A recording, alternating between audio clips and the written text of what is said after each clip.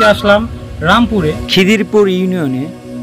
আমরা এখানে বন বানরের যে একটি সংখ্যা, সেই সংখ্যাটা আমরা এখান থেকে এসে জানতে পারলাম প্রায় 4000-এর উপরে। 4000-এর উপরে যে বন বানর, সেই বন বানরগুলোর দৈনন্দিন যে খাবার, সেই খাবারগুলো সংগ্রহ করে আশেপাশে গ্রামগুলো থেকে এবং ফসলের মাঠ থেকে এই বানর দেখতে আসেন। তারা সবাই কিছু না কিছু সামান্য খাবার সঙ্গে করে নিয়ে আসেন।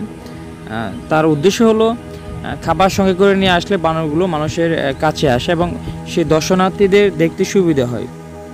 দর্শনার্থীদের দেখতে সুবিধা হলেও এখানকার বাসিন্দাদের সবসময় পড়তে হয় অসুবিধার মধ্যে।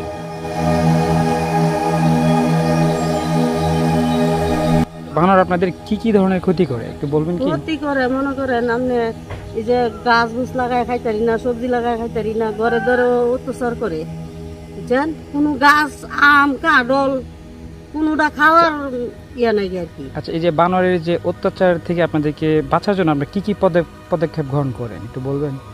আমরা তো মনে করেন আরো আগে সরকারে কইছি যে বানরে আস্তানা করবো, কইরা পরে বানর এক জায়গায় লাগবো, স্থানান্তর করবে তারা, দিব।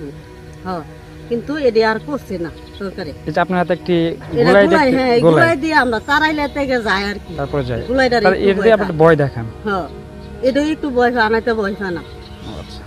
এই যে আপনার পাশে আমি নিজের চোখে দেখলাম বানররা যে সবজি কি অবস্থা করছে, দুটা টাকা সব খাইলাই, যে কুমড়ার করা হইতার এটা এমনি খায়ালা, বুঝছেন? এই যে কলার বুক লাগায় লাগতারি না।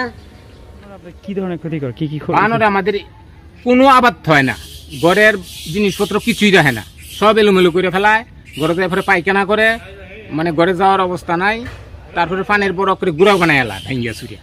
তারপরে বানরের অত্যাচার আপনার অতিষ্ঠ এবং মানুষকে কামড়ায়ও। বাচ্চাদের নাকি একা একা চলাফেরা করতে পারে না, না না কিরকম কইলাম না, মানুষকে কামড়ায়, দৌড়ায় যায় দৌড়িয়া। বুঝেন আমরা কত শান্তিতে ফল পদা দিয়ে যে পয়সা লাউ শাক ধরনের কোনো কিছু করতে পারে না, করতে পারি না। একটা কলা গাছ দেখতে আসেনি।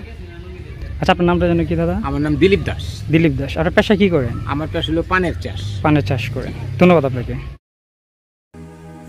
দর্শক, আমরা কথা বলছিলাম এই এলাকারই একজন পান চাষি কৃষক দিলীপ দাসের সঙ্গে।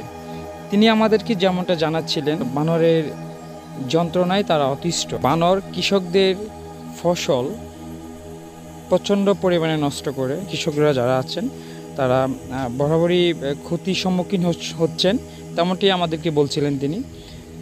এখানে যারা বানর দেখতে আসেন দর্শনার্থীরা, তারা সামান্য কিছু পরিমাণে খাবার নিয়ে আসেন। সেই খাবার খেয়ে বানরগুলো সন্তুষ্ট না।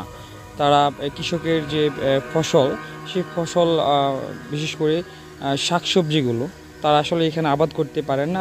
যারা যতটুকু আবাদ করেন ততটুকু তারা ঘরে তুলতে পারেন না। বিনিময়ে ক্ষতিগ্রস্ত হচ্ছেন এখানকার কৃষকরা।